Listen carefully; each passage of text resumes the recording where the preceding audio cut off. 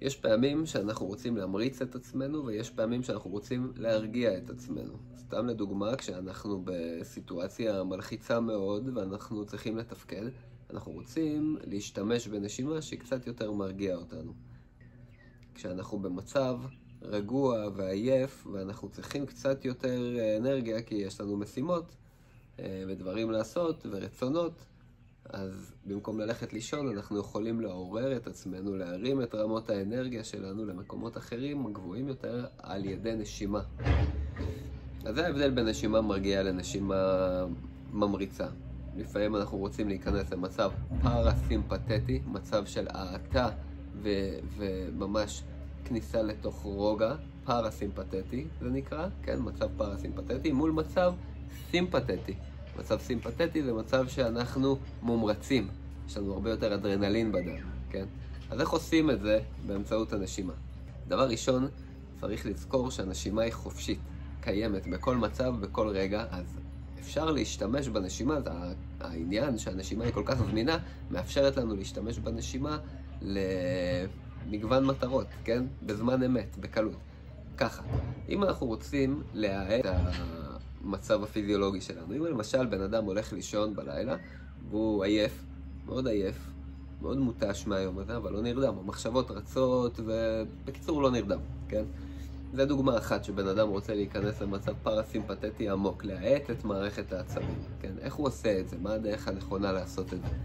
כזכור, הנשימה היא חופשית ובחינם.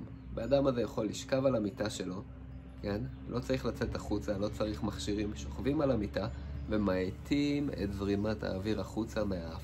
מוציאים אוויר בשקט. אפשר לעשות הוצאת אוויר ארוכה של פי 2 זמן, כלומר אתה סופר עד 6 למשל, ומכניס אוויר בנחיתה, בנעימות, בספירה עד 3. כל פעם הוצאת האוויר היא יותר ארוכה מהכנסת האוויר. הוצאת אוויר ארוכה, הכנסת אוויר ארוכה, פחות ארוכה מהוצאת האוויר. כלומר אנחנו מאטים את הוצאת האוויר בשליטה תוך כדי שימוש בשרפת. בסיטואציה הזאת, אותו בחור שלא מצליח להירדם בלילה בגלל המחשבות, או מכל סיבה אחרת, כשהוא יעשה את הנשימות האלה, הוא יירגע מאוד. העניין הוא להתמיד, באמת להיזכר, אני עושה נשימות כאלה, לשים סטופר לעצמך, להגיד עכשיו אני עושה את זה 10 דקות. לא משנה מה גורם לי לקום, לבדוק משהו, כל מיני מחשבות יצוצו תוך כדי.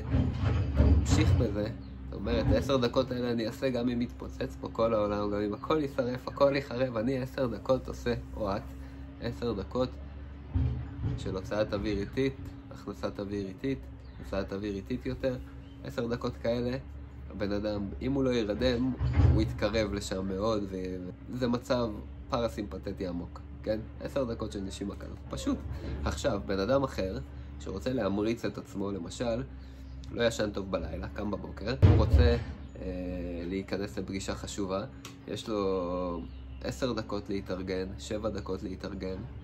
מה הוא צריך לעשות? הוא צריך בדיוק הפוך, שאיפות עמוקות, אפשר מהאף, אפשר מהפה, זה לא משנה, אני לוקח מהפה רק כדי להדגים, אבל אפשר בתרגול כזה, שאיפה עמוקה עם השרפת, הוצאה קצרה. שאיפות עמוקות, הוצאות קצרות. מה זה עושה לבן אדם? זה ממריץ אותו. אתה אומר לעצמך, 7 דקות, אני עושה את זה עם עצמי. 7 דקות של שאיפות עמוקות, הוצאות אוויר קצרות. זה נשימה של סטרס. אתה מכניס את הגוף לסטרס. אתה מעלה אדרנלין, אתה מעלה דופמין, אתה מעלה קורטיזון, אתה נכנס למצב של fight or flight, אתה מכניס את עצמך למצב של fight or flight, וכשאתה עושה את זה, ואז נכנס לפגישה, אתה נכנס מפוקס. רצית להמריץ את עצמך, המרצת את עצמך. עם הזמן תתכווננו, תדעו כמה המרצה אתם רוצים, כמה האטה אתם רוצים לעשות.